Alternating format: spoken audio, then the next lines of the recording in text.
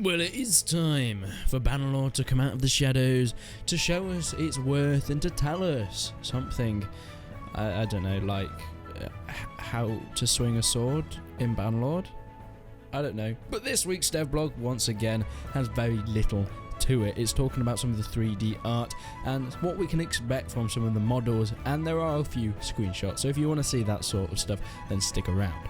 But let's go on to straight away talking a little bit about attacking bandit hideouts, about the layers when you go into it. Everyone knows in Warband you can go and throughout the world of Karadia and there'll be bandits walking around, but especially around the Sea Raiders, or you might stumble across a bandit camp, there'll be these camps or hideouts that you can attack. And they're pretty good. You won't be able to use all your men, just a select few, so make sure you're taking in the best men you possibly can, but it gets great experience and great loot from them. These are also confirmed to be in Mount and Blade 2 Bannerlord, and as we can see on the screen here, there's some leaked concept art of some of the bandit hideouts with tunnels that you can go in and clear out, with walkways through trees, with canyons and bridges over them. If you guys want to see more of that, go and check out my leaked concept art video of that. But within these bandit hideouts, they talk a little bit in the developer blog about how they're going to work. When you go and attack them, whereas in a lot of the other battles, it's free open plan. You have a battlefield and you can command your men to do pretty much anything, to flank around far right, to hold a line at the front, or to even loop and encircle the enemy. You can pretty much command your army as you could expect it, but it's not quite the same in these bandit layers. It's a more linear experience, and I'm expecting it to be very similar to Warband's bandit layer attacks, where you start and you just go forward and you just kill them all. But then it does say that there will probably be some additional quests within these layers as you enter them. But overall, we have been confirmed that it is a more linear experience when you're attacking these bandit hideouts. Whether that's a good thing for you or a bad thing, that's what we're getting at the moment. I think it's a similar thing to Warband, so base it off of that. There's not really much improvement in here, which is a little bit of a shame. I would have liked to see more options, but they do say maybe additional quests, which I guess we'll just have to find out later on. Next is a bit of talk about the graphics, and some news that I think sort of confirms what people have been saying. How people have been saying, oh, the graphics don't look very good, they seem outdated already. Personally, I really don't think that's the case yet. Eventually, maybe. But of course, they can't get the best of the best graphics because it takes a long time to make a game. But people have been saying the graphics are outdated, and this has sort of been addressed. They've been saying how they're not able to make the games look as gorgeous as games coming out these days, such as the Battlefield games and things like that.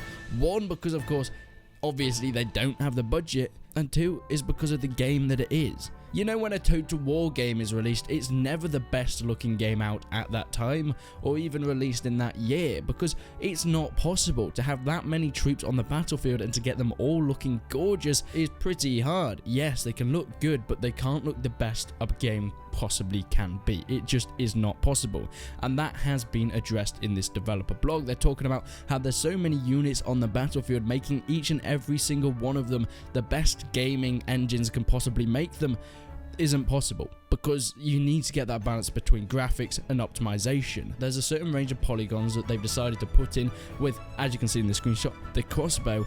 It's not the best looking crossbow that you can get in games. I'm sure there's so much better renders that you'll be able to get in different engines and even in the Bannerlord engine, but that's the best that they can do, keeping it optimized for the rest of the game, otherwise it's just going to lag to hell. And finally, we take a look at the last screenshot of a tavern, which looks absolutely gorgeous. The lighting, we do have a devlog on the lighting engines that came out a while ago.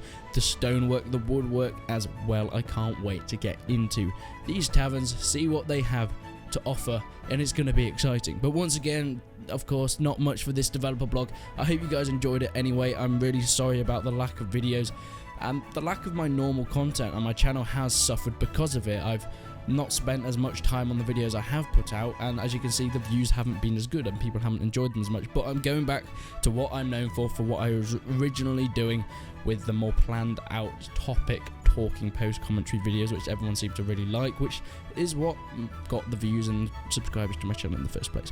But make sure you stick around for those videos. I've got an interesting video on Daisy coming out very soon, which might spark a little bit of controversy, but who cares. Thank you for watching, and until then, I'll see you in the next one.